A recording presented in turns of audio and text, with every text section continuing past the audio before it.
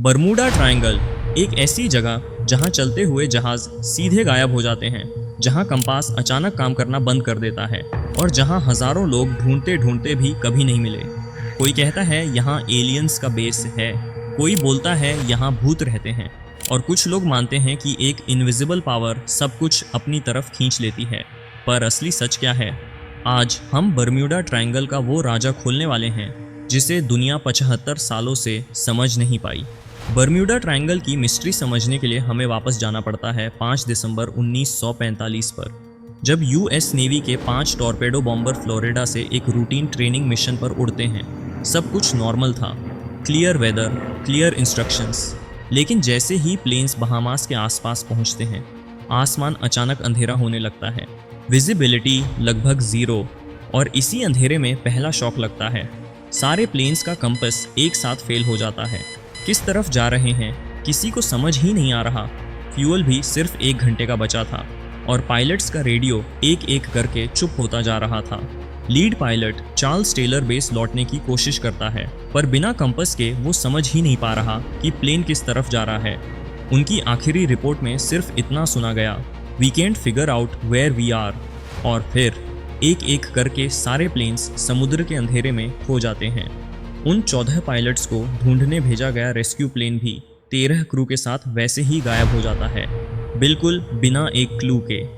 इस इंसिडेंट को दुनिया आज फ्लाइट 19 मिस्ट्री के नाम से जानती है और यही वो पल था जब लोगों को समझ आया कि बरम्यूडा ट्रायंगल में कुछ तो अलग हो रहा है। फ्लाइट 19 के गायब होने के बाद लोगों को एहसास हुआ कि ये पहली बार नहीं, इस एरिया में पहले भी अजीब हादसे हो चुके हैं। 1918 में एक giant cargo ship USS Cyclops 306 लोगों के साथ इस एरिया में घुसता है और फिर कभी वापस नहीं आता। सबसे डरावनी बात थी, शिप पर डिस्ट्रेस सिग्नल सिस्टम था, लेकिन एक भी इमरजेंसी कॉल नहीं भेजा गया। मतलब जो हुआ एक ही पल में हुआ। साइक्लॉप्स को लेकर अमेरिका का कहना था कि इतना बड़ा शिप और 306 लोग एक पल में कैसे गायब हो गए। इसका जवाब उनके पास भी नहीं था। और फिर एक और कहानी सामने आती है, Ellen Austin ghost ship case, जिसमें 1880 में एक शिप समुद्र में एक अजीब बिल्कुल खाली जहाज देखता है। शिप परफेक्ट कंडीशन में था, पर एक भी आदमी नहीं। क्रू उस शिप को टो करके ले जाने लगता है, पर तूफान आता है और वो शिप खो जाता है। कुछ दिन बाद वही शिप फिर मिलता है, फिर से खाली, और इस बार एलन ऑस्टिन के वो क्रू मेंबर्स जो उस शिप को ला रहे थे वो भी गायब।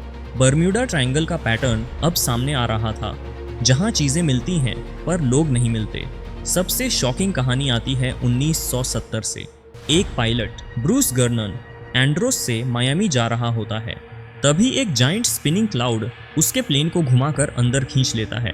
इंस्ट्रूमेंट्स बंद पड़ जाते हैं, कंपास घूमने लगता है, रेडियो सिर्फ नॉइज देता है और प्लेन को जैसे कोई इनविजिबल फोर्स हल्के से आगे धक्का दे रही हो।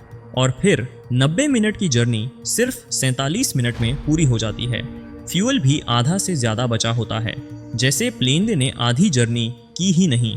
इसी वजह से लोग इसे टाइम वॉर्प, टाइम स्लिप और कुछ तो टेलीपोर्टेशन तक बोलते हैं। इस सब के बीच लोगों ने अपनी अपनी थ्योरीज बना ली।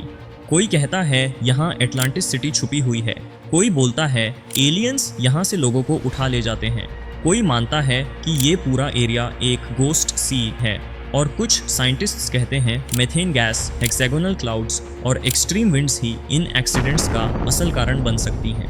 पर एक बात सब मानते हैं, बरम्यूडा ट्रायंगल में या तो कुछ छुपा है या हमने कुछ नहीं समझा है। और शायद इसी मिस्ट्री की वजह से ये दुनिया का सबसे फेमस अनसॉल्व राज बन चुका है। दोस्तों, अगर आप अभी तक वीडियो के साथ जुड़े हुए हो तो सच में ये मेरे लिए बहुत बड़ा सपोर्ट है। आपका एक छोटा सा सपोर्ट मुझे अगला वीडियो और बेहतर बनाने की हिम्मत देता है। इसलिए प्लीज़ चैनल को सब्सक्राइब कर दीजिए और बेल आइकन ज़रूर दबाइए ताकि नेक्स्ट मिस्ट्री का नोटिफिकेशन सबसे पहले आपको मिले। मिलते हैं नेक्स्ट वीडियो में एक और डार्क और शॉकिंग कहानी के साथ।